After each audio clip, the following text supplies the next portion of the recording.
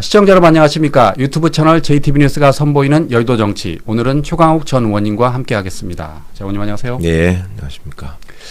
최근 법원 공무원 노조가 공직선거법 위반 사건을 조사해가지고 검토 보고서를 냈다고 합니다. 예. 내용이 뭐냐면 조희대 대법원장이 취임한 이후에 접수된 그 공직선거법 위반 사건이 총 75건. 이 가운데 현지 국회의원과 자치단체장, 그러니까 선거로 선출된 국회의원과 자치단체장의 유효와 무효와 관련된 사건이 25건인데 이 재판 기간이 99일이었다는 거예요. 네. 그런데 당시 이재명 후보 재판 기간은 35일.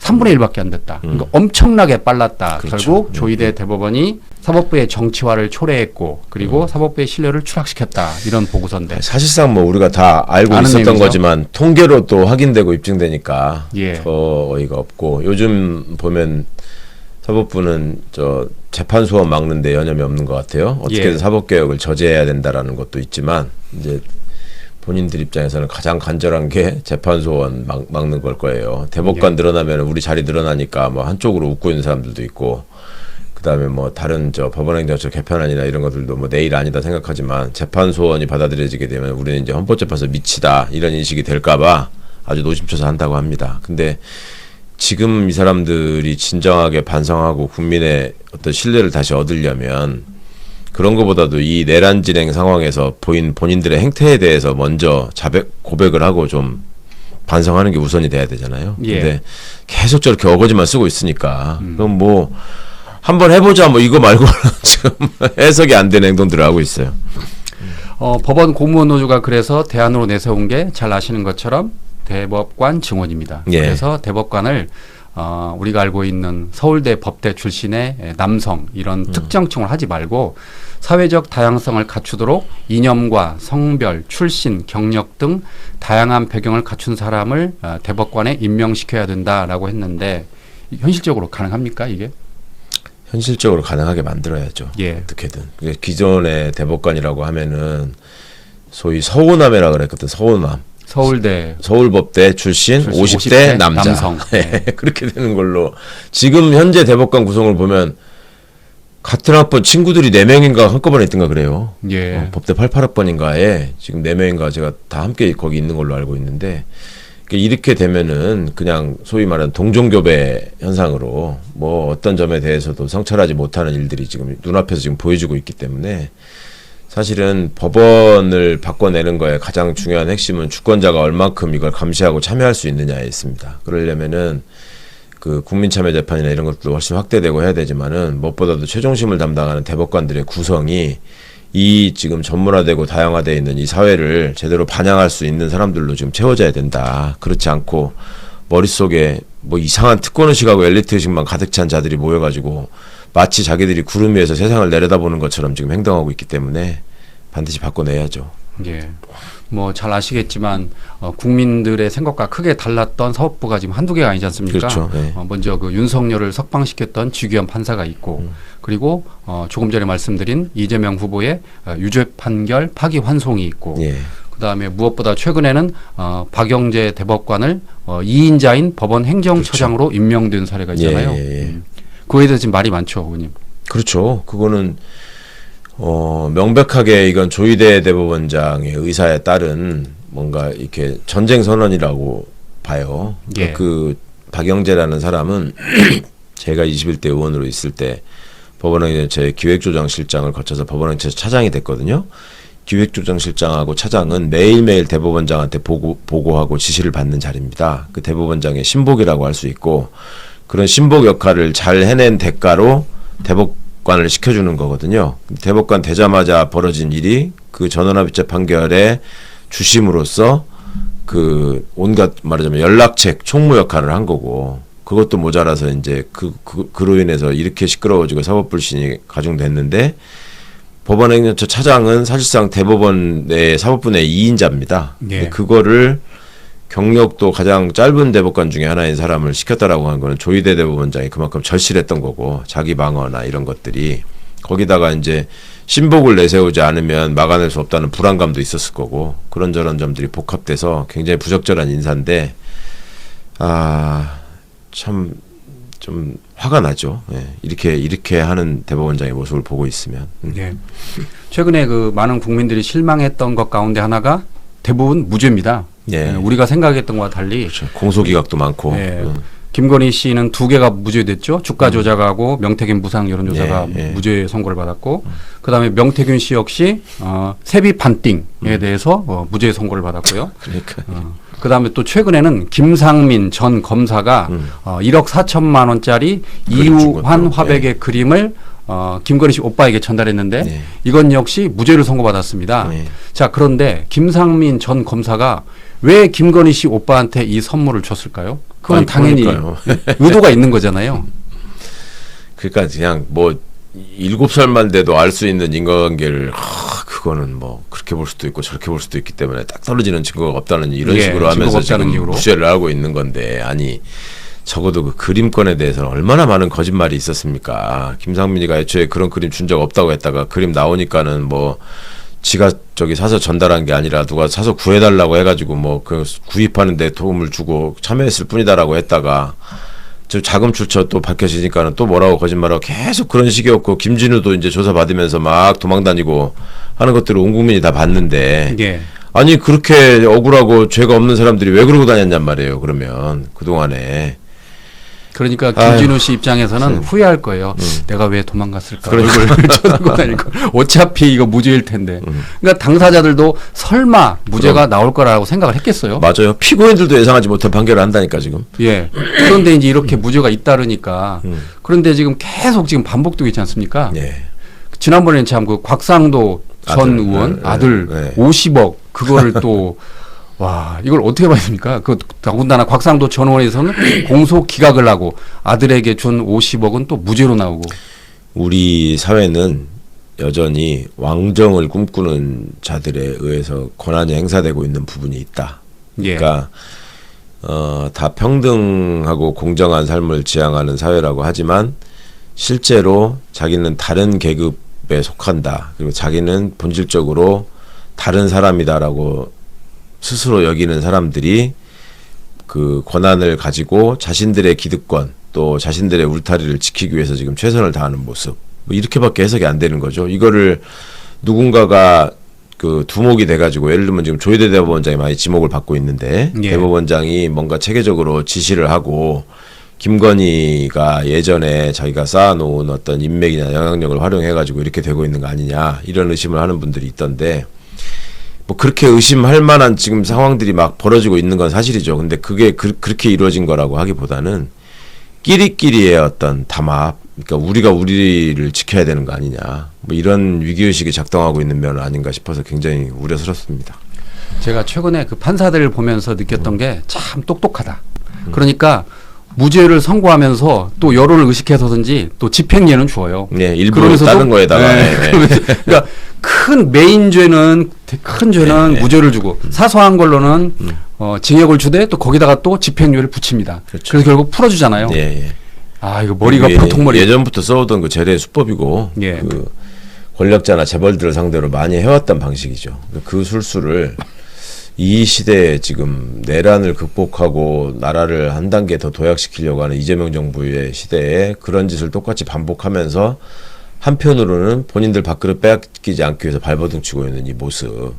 그러니까 지금까지 보면은 뭐 법원을 때려부셔도 막 그렇게 격분하는 게 아니고, 예. 뭐 계엄군이 법원에 들어가서 장악하겠다고 해도 뭐 대법원장이 아무런 반응이 없고, 근데 자기네 권한 뭐 축소하겠다고 하거나 뭔가 여기다가 메스를 들이대서 이제 바꿔보겠다고 하면은 때로 지금 난리를 치잖아요. 예. 그러니까 이 자들의 관심이 어디에 있나 이런 것들을 좀 너무나 보여주고 있는데, 그리고 법정 생중계 과정이나 이런 것들을 통해서 야, 쟤네들이 그동안에 판사 임내하고 우리한테 그렇게 생사여탈권을 가진 사람으로 군림하고 있었단 말이야 라는 거를 많이 느끼셨을 거예요.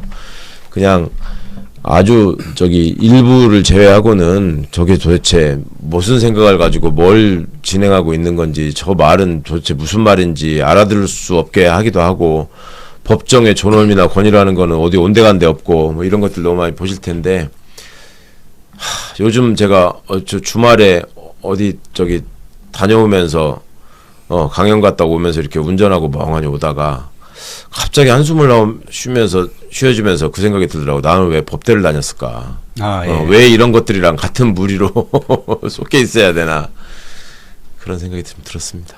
어릴 때 보면 공부 잘하면 대부분 법대 가서 판사 꿈을 꾸잖아요. 그것 때문에 혹시 가신 거 아니에요?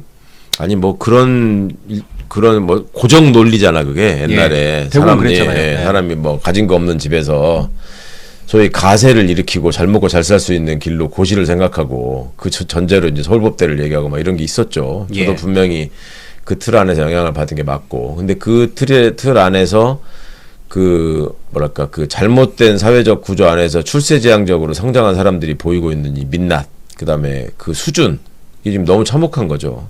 그냥 행정부의 영역에 있었던 한덕수, 최상목, 이상민, 박성재 뭐 이런 사람들만 봐도 지금 막 그 속이 터지는데, 그런 사람들을 단죄한다고 맡겨둔 재판부의 모습들도 별반 그거와 다르지 않다. 이걸 지금 우리가 보고 있는 거잖아요. 그러니 국민들은 어디다 하소연하고 어디서 정의를 찾고 누구를 믿고 의지해야 되나 이런 생각이 드는 거고, 그러니까 최대한 국민의 입장에서 뭔가를 이뤄내려고 하는 대통령이 더 믿음직하면서도 한편으로는 더 어찌 보면 불안한 거지. 우리는 대통령 하나밖에 없구나 그러면. 응? 그러다 보니까 또 이상 증세가 발현되는 경우도 많아요. 모든 거는 다 전지전능하신 이재명 대통령이 하시는 일이고, 이재명 대통령은 모든 게 다 옳고, 이재명 외에 딴 사람들은 나는 다 싫어. 이런 증세가 있는 사람까지 생겼거든요, 이제. 그러니까 이게 여러 가지로 사회의 각 기능이 또 전문가 집단이 제대로 역할을 하지 못하면 이게 좀 여러 가지로 우려스러운 상황이 생긴다. 이걸 지금 보고 있는 것 같아서 답답합니다. 어쨌든 많은 분들은 내란 이전에 검사에 대해서 뭐 조작도 하고 위압적이다라고 싫어했을 텐데, 이 내란 재판을 통해서 판사의 또 다른 면을 알게 됐습니다. 판사라고 해서 특별히 다른 게 아니구나. 이게 어떻게 이런 게 무죄가 될까라고 정말 많은 분들이 의아해하면서 아까 말씀하신 것처럼 검사와 판사는 역시 다르지 않다. 이게 근데 어제 오늘 얘기가 아니고 사실은 그 한홍구 교수님이 쓰신 사법부라는 책이 있거든요. 거기 보면은 예전 독재 정권에서부터 사법부가 어떻게 그 부역해 왔는가를 그대로 다 그 역사 자료를 통해서 입증하고 있는 책이에요. 거기다가 한탄처럼 쓰신 말씀이, 과거 그 독재가 맹위를 떨칠 때, 그 잔인한 인권 탄압을 자행할 때 적어도 그 무시무시한 군사 독재 정권도 마지막까지 잡아다가 가두고 고문하지 못한 집단이 있었으니 그게 유일하게 판사들이다. 근데 얘네들은 그런 신분 보장과 그런 혜택을 받고 있음에도 불구하고 일체 국민의 편에 서지 않았다.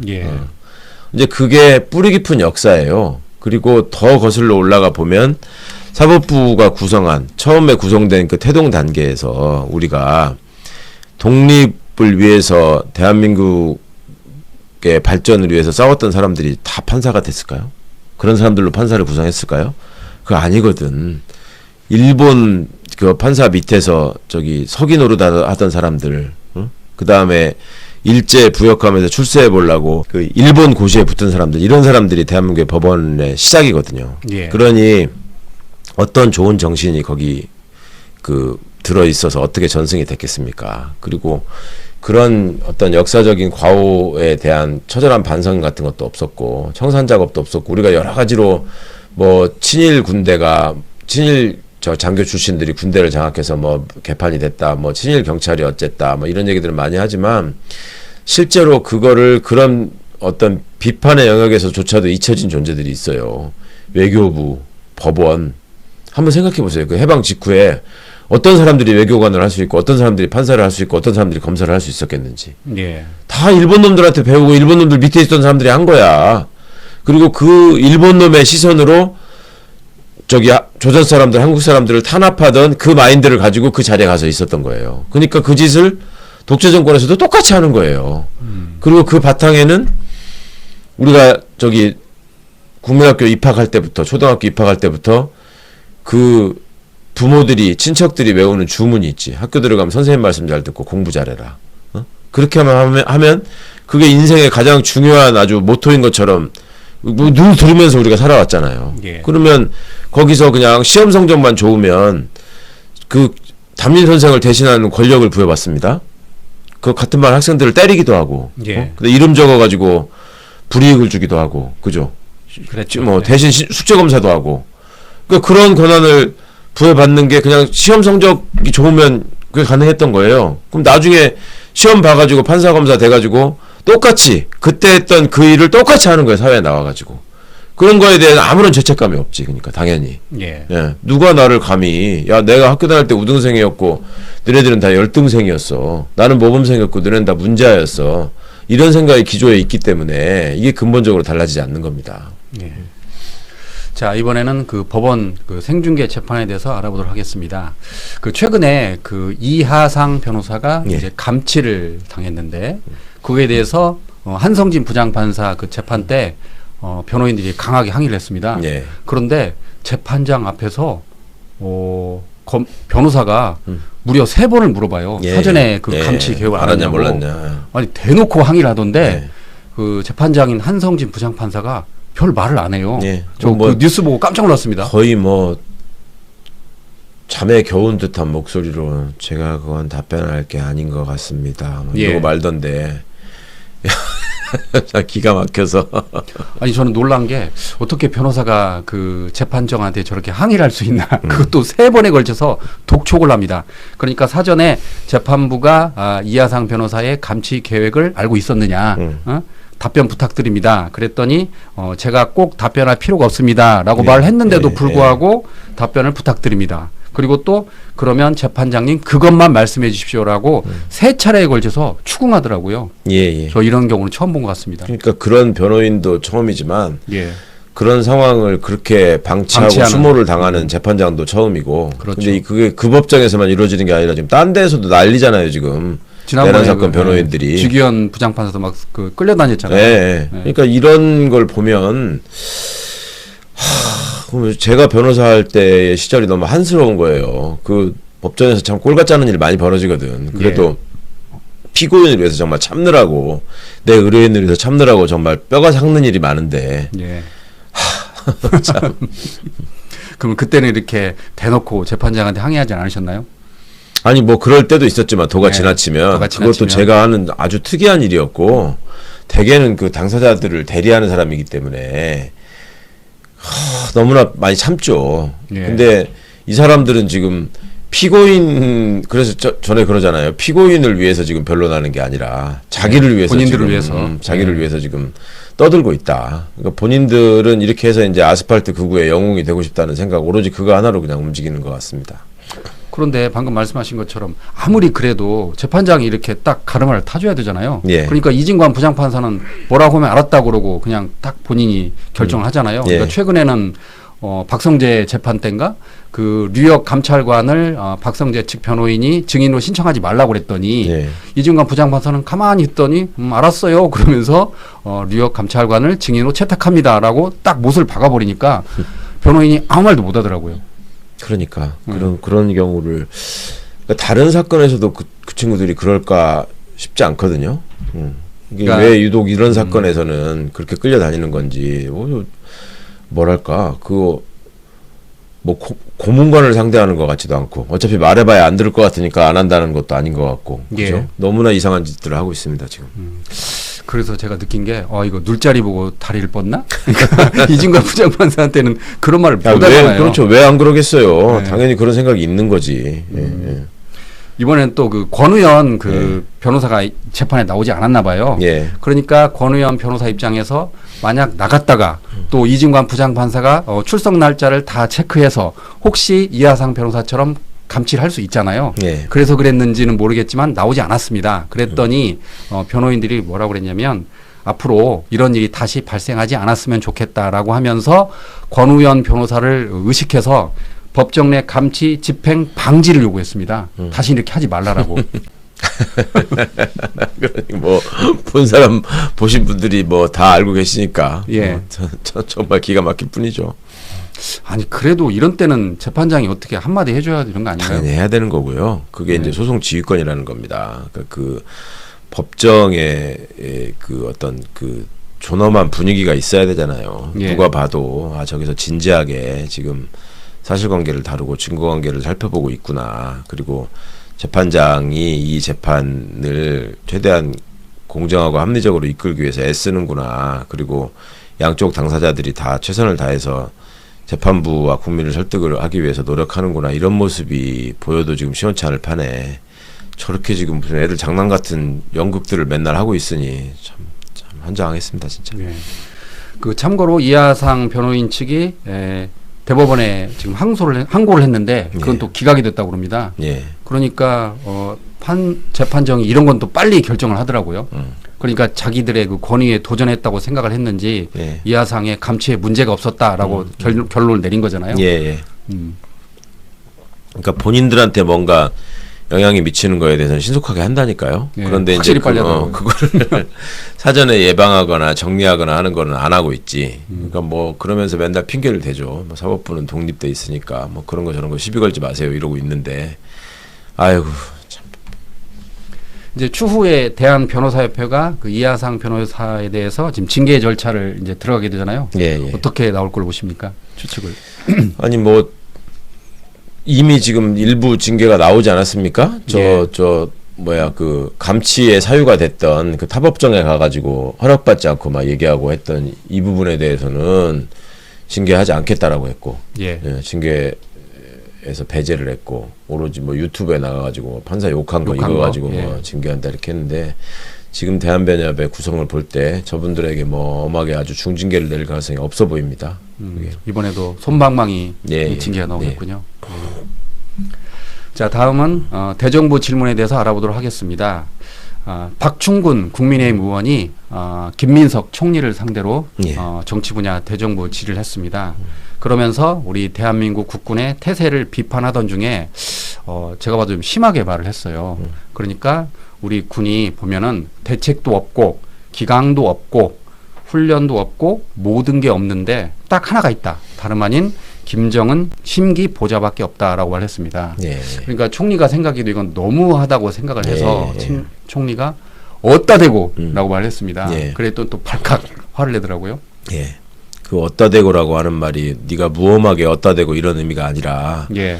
당신이 지금 어디를 상대로 그런 모욕적인 말을 하느냐 예. 이 말로 들리는 게 정상이거든요. 근데 그 다음 박충건 의원 다음에 나온 사람이 그걸 갖고 따지더만 예. 어떻게 그렇게 말할 수 있느냐 이런 건데, 아니 그 전에 세상에 대한민국 군대가 김정은을 위해서 존재한다는 것처럼 말한 사람 그 자체가 반국가적인 행동을 한 거지, 이걸 그렇게 따질 일은 아닌데, 아니 뭐 국힘의원들 얘기를 가지고 뭐 우리가 그 논평할 만한 가치가 있는지는 모르겠으나 참 잘못된 행실들이죠.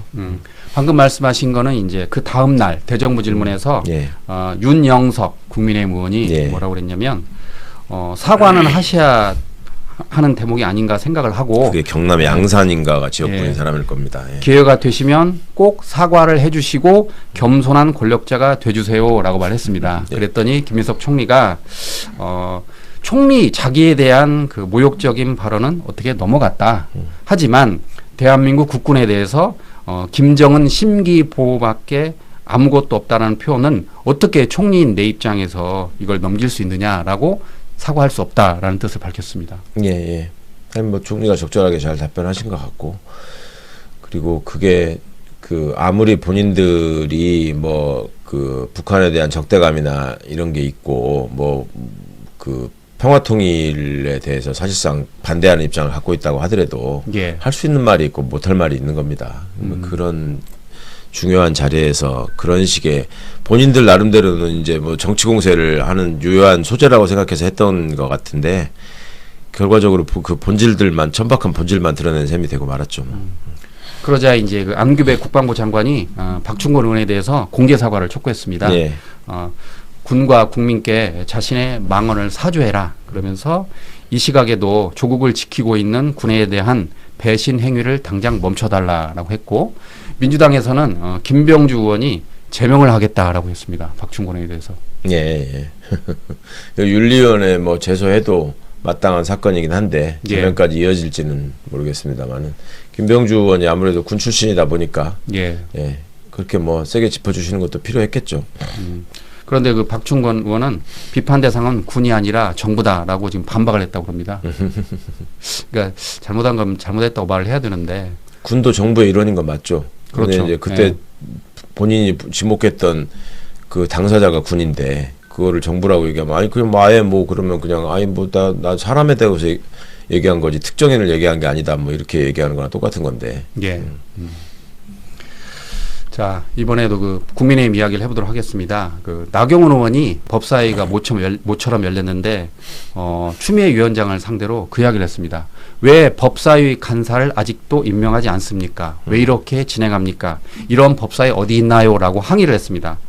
그러니까 25년 8월에 국민의힘이 나경원 의원을 법사위 간사로 임명을 하면서 추미애의 일방적 독주를 막겠다라고 했는데 지금 벌써 25년 8월이니까 한 6개월이 넘었어요. 예. 지금 추미애 위원장은 법사위 간사로 임명하지 않고 있습니다. 예. 어떻게 보십니까? 그러니까 그 위원장의 권한이고 국힘은 나경원 의원을 법사위 간사로 추천을 한 거죠. 예. 근데 나경원 의원의 그 전후의 의정활동에서 보여주고 있는 그 언행, 특히 법사위에서 보여주고 있는 모습을 보면 저 사람이 소위 다선 의원으로서 법사위 간사로서 헌신하기 위해서 저거를 하겠다고 한 건가 아니면 어떻게든 회의를 방해하려고 한 건가 하는 점들이 다 보이는 거죠. 이 예. 간사는 간사 자리를 왜 저렇게 집착을 하는지를 아셔야 되는데 이 법사위 간사가 이 여당 간사하고 같이 법사위를 언제 열 건지 어떤 일정을 가지고 할 건지 그다음에 어떤 법안을 이번에 심사해서 통과시킬 건지 뭐 이런 것들을 다 함께 의논해서 정하는 역할을 합니다. 예. 근데 법사위 간사 야당 간사가 만약에 그 모든 점에 대해서 협조하지 않고 그냥 소위 말해서 들어누워서 발목 잡는 형식으로 가게 되면 예. 상당 부분 국회 입법 기능을 이렇게 마비시킬 가능성이 있거든요. 그러니까 그런 점들을 고려하고 또 그 과거의 어떤 관행에 비춰봐도 나경원 의원이 그 선수나 역할에 맞지 않는 지금 간사를 시켜달라고 계속 하고 있어서 이거는 분명히 다른 의도가 있다. 이런 점을 법사위원장이 판단하고 있는 거 아닌가 싶습니다. 그랬더니 최혁진 의원이 나경원 의원에게 이렇게 말했습니다. 공직 이해 충돌을 뻔히 알면서 지금 나경원 의원이 목리를 부리고 있다. 목리를 부리고 있다. 그리고 아이들도 다 보고 있다. 국민들이 보고 있다. 창피하지 않습니까? 라고 말했습니다. 나경원 의원은 창피한 게 없는 사람 아니에요? 언제 그 양반이 어떻게 되면 창피할까? 지난번에 그러니까 이걸 보면서 그 25년 이거 보니까 9월로 나오던데 그 박은정 의원한테 한 예. 말이 기억이 납니다. 조선은 가만히 앉아 있어 아무것도 모르면서라고 했더니 한 달 뒤에 박은정 의원이 그대로 돌려주잖아요. 예. 오선이 그것도 몰라요? 라고 했잖아요. 예. 이제 그 당시에 제 기억으로는 그 나경원 의원이 당시 검찰총장 직무대행이었죠. 그 노만석 검찰총장 직무대행에게 자료를 달라고 하니까 이게 원래 자료를 달라고 하면은 상임위원장을 거쳐야 되잖아요. 그렇죠. 네. 그러니까 당시 그 상임위원장을 맡았던 김영훈 의원이 저한테 말씀하세요라고 했는데도 계속 욕을 하니까 박은정 의원이 오선이 그것도 몰라요라고 이렇게 했잖아요. 예. 그러니까 많은 분들이 그걸 잘 모르시는데 이게 그 원래 위원회 의결로 자료를 요구하게 돼 있고 예. 이제 질의 중에 자료를 요구하고 할 때는 위원장에게 이 자료가 필요하다라고 얘기하면 위원장이 요구하는 걸로 이제 돼 있긴 하거든요. 근데 그것도 이제 그때그때 좀 달라져서 문제지. 근데 하여튼 어쨌거나 나경원 의원이 지금 국회에서 보이고 있는 모습은 소위 말하는 깽판을 쳐가지고 그 아스팔트 구구한테 어필하겠다. 그래서 그런 걸 바탕으로 투사 이미지를 가지고 자기는 서울시장 후보가 되겠다. 뭐 이런 생각을 갖고 움직이는 것 같아요.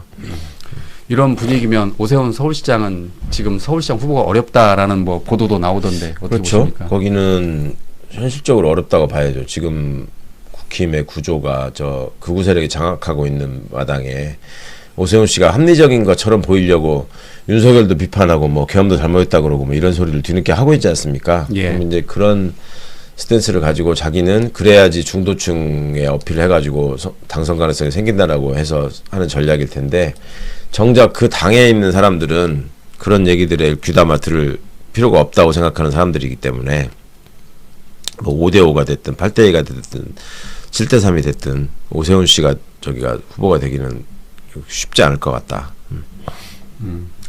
그러면 장동혁 대표 입장에서는 그래도 자기와 코드가 어느 정도 맞는 나경원 의원을 서울시장으로 미는 게 낫다고 당연하죠. 보는 거죠? 장동혁 대표를 면전에서 오세훈 시장이 뭐 저기 소위 연초에 우리, 그랬죠. 네, 면박을 사과, 주고 네. 막 그랬잖아요. 그러니까 그거를 그 사람들이 그냥 잊을 사람들이 아니죠. 어떻게든 또 복수를 하고 싶겠지. 최근에는 그 국민의힘 김민수 최고위원이 이런 말을 했습니다.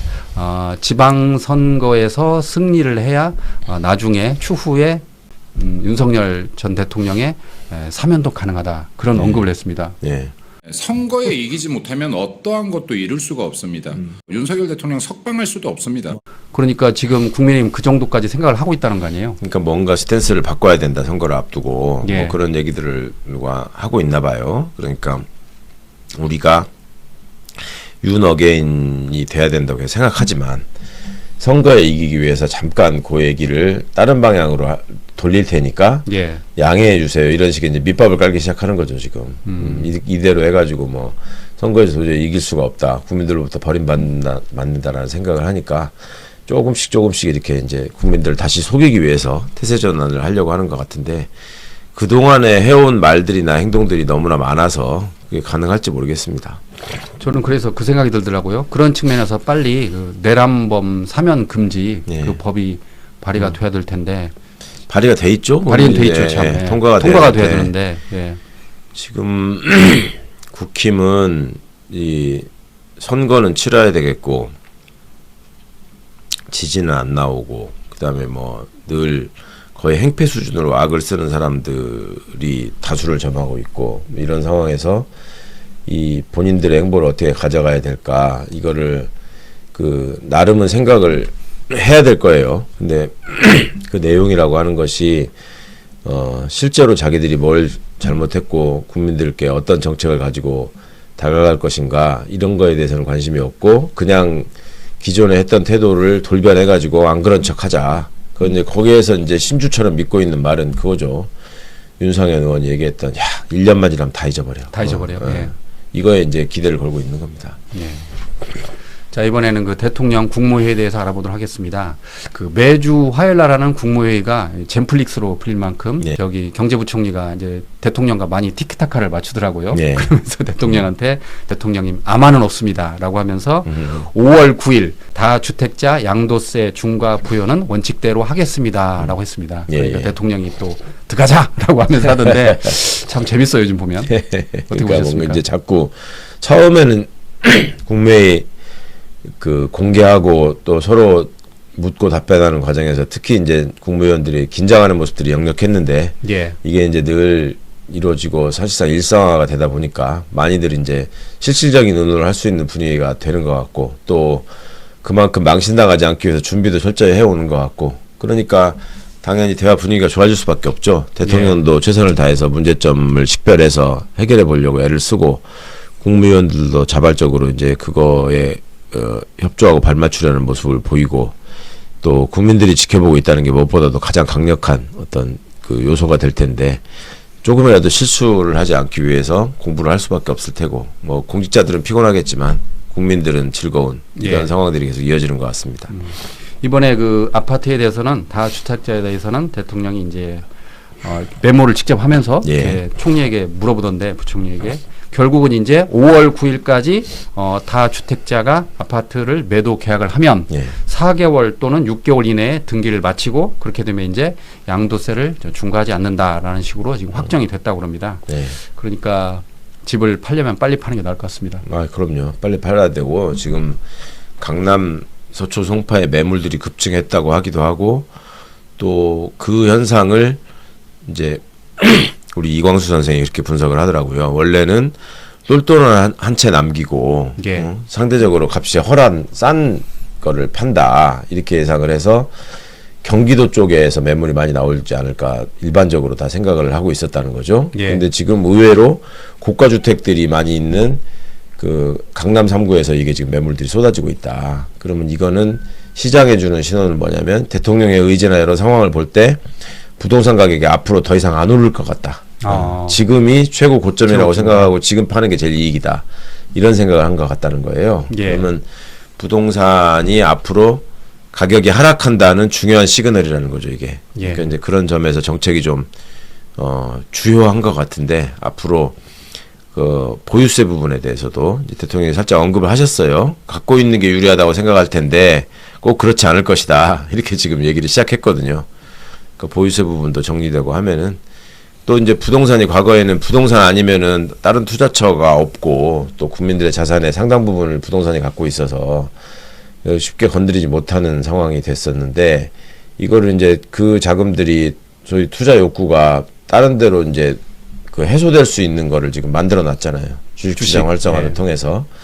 그러니까 이제 그런 점에 대한 대비도 있는 거고 하다 보니 아 이게 옛날식으로 그냥 이러다가 말겠지 하고 있다가 나만 손해 보겠구나 이런 생각들을 하는 것 같아요. 예. 대통령은 또 국무위원들에게 그런 말을 했습니다. 장관들도 좀 이렇게 다 챙겨봐라. 그러니까 본인이 댓글을 보다 보니까 눈이 터진다. 밤잠을 설친다. 그러니까 장관들도 좀 하세요라고 하면서 이야기하니까 또 총리와 또 새벽에 또 해외 출장 때는 이렇게 SNS를 하나 봐요. 그러니까 거기에 대해서 총리가 또 언급을 하던데 장관들에게 이제 좀 물론 일을 열심히 하지만 좀 더 적극적으로 주마간 편이라 하면서 이렇게 주문하던데 어떻게 보십니까? 대통령은 처음에 그 얘기를 하셨죠. 우리의 1시간은 5천만 시간이다. 예. 그러니까 우리가 조금 더 일을 하고 조금 더 고생할수록 5천만 국민들께는 그만큼 이익이 돌아간다는 생각을 해야 된다. 그걸 실천하고 있는 거죠. 그러니까 뭐 빨리빨리 집행하고 부족한 부분이 있으면 빨리빨리 발견해서 채우려고 하고 그리고 이런 것들이 어떤 성과를 내느냐에 따라서 대통령 인사권자로서 확실하게 신상필벌을 하겠다. 당신들도 그렇게 해라. 이런 점을 이재명 정부의 국정 기조로 딱 정하고 지금 흔들림 없이 밀어붙이고 있다. 그래서 결국 득을 보는 것은 국민이고 또 공직사회에도 완전히 새로운 인식이 좀 심어지게 되기를 바랍니다. 대통령은 또 그 가짜 정보에 대해서도 좀 이렇게 팩트 폭격을 했습니다. 네. 대한상공회의소가 2월 4일에 그 영국의 추계 자료를 인용해서 이런 보도자를 냈나 봐요. 대한민국의 부유층 2,400명이 상속세 부담으로 한국을 떠난다라고 보도자를 냈는데 이게 이제 알고 봤더니 실제로는 2,400명이 아니라 10분의 1도 안 되는 139명이 떠났고 그것도 상속세 탓으로 떠날 수는 없다라고 지금 임광현 국세청장이 또 이렇게 바로 이렇게 얘기를 했죠. 팩트 체크를 하더라고요. 그러니까 바로 이제 대한상공회에서는 이제 고개를 숙이고 아주 뭐 여러 번 사과하고 납작 엎드렸어요. 예. 이제 대통령께서 말씀하신 게 그만큼 그 위중하게 본인들한테 다가가기도 했겠지만 또 다른 한편으로는 이제 그런 상황과 가짜 뉴스를 온 국민이 지금 다 알고 있다는 거지. 그러니까 과거 같으면 자기들이 족보 언론이나 이런 것들하고 내통하면서 혹은 자기들이 갖고 있는 신문사나 이런 것들을 통해서 여론까지도 얼마든지 만들어내고 조작할 수 있다고 생각했던 집단인데 이제 그게 안 통한다는 걸 아는 거죠. 그러니까 이게 얼마나 투명한 행정이라고 하는 것이 공개된 행정이라고 하는 것이 얼마나 좋은 것인지 그거를 이제 체감하고 있는 시대인 것 같습니다. 대한상공회에서는 그 당시 그 2,400명이 상속세 부담으로 한국을 떠난다라는 보도자료를 낼 때는 사전에 그 정부한테 좀 물어볼 수도 있고 어차피 대한상공회에서 공공기관이니까 해야 될 텐데 그냥 영국의 그 자료만 가지고 이렇게 낸 거잖아요. 근데 이제 그게 된통 다시 이제 역공으로 돌아온 거잖아요. 그러니까 이제 그 자료를 낼 때도 의도가 있었을 거 아니에요. 의도가.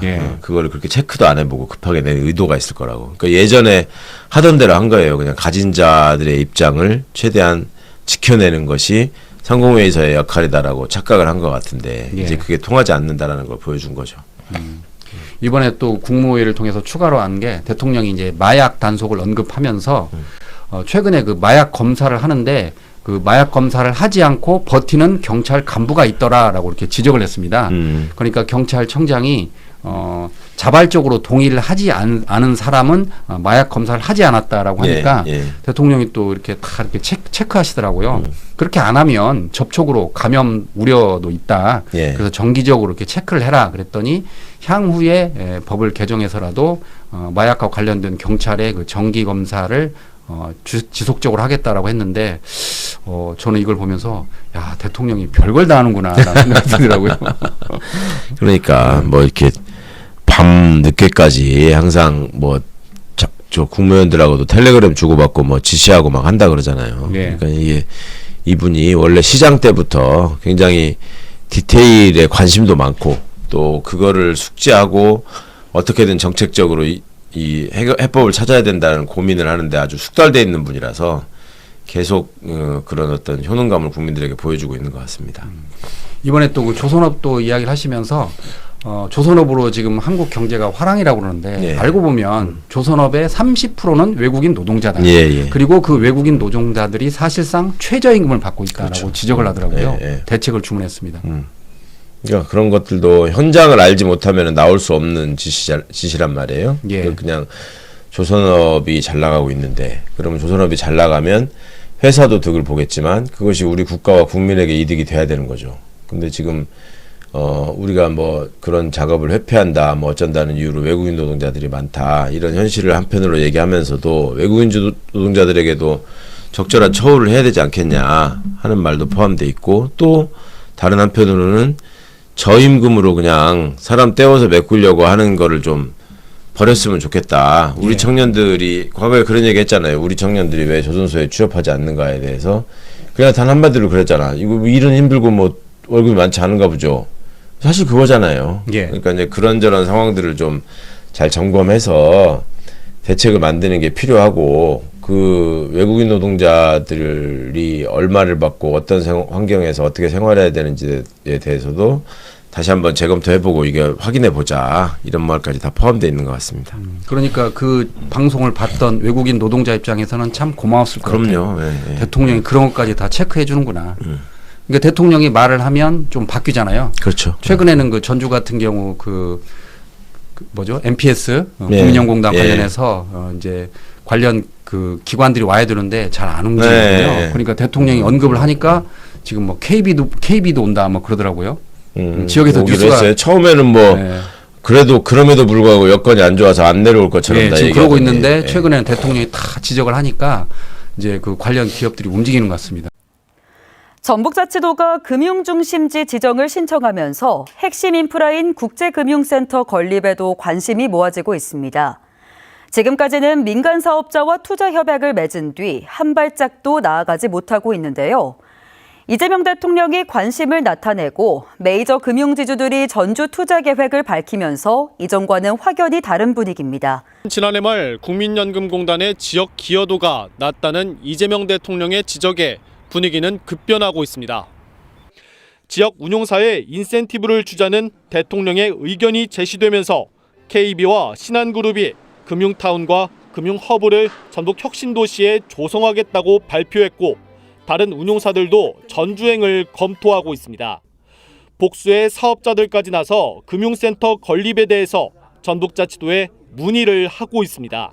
근데 대통령이 그때 그냥 지적한 것도 아니고 구체적으로 지적했잖아요. 거기 내려와 있는 업체들에게 조금 더 큰 이득을 얻을 수 있게 해줘라. 예. 그래야지 올 거 아니냐. 그러니까 이제 그 금융회사들이 거기서 있어야 되는 이유가 이제 자산 운용을 하려면 자산을 만들어야 되니까 그게 국민연금이 워낙 갖고 있는 돈이 많으니까 거기 국민연금에 어필하기 위해서 거기 있는 거거든요. 예. 그러면 그런 상황을 최대한 활용해서 국민한테 이익되는 길을 찾아라. 국민연금공단이 그런 취지로 말씀을 하셨는데 이번에 이제 또 은행 임원들 인사가 있고 뭐 새로 선임되는 행장이나 여러 분들이 뭔가 이렇게 대통령의 뜻이나 이런 것들이 어디에 있는지를 좀 명확히 함께 알고 좀 움직이셨으면 좋겠습니다.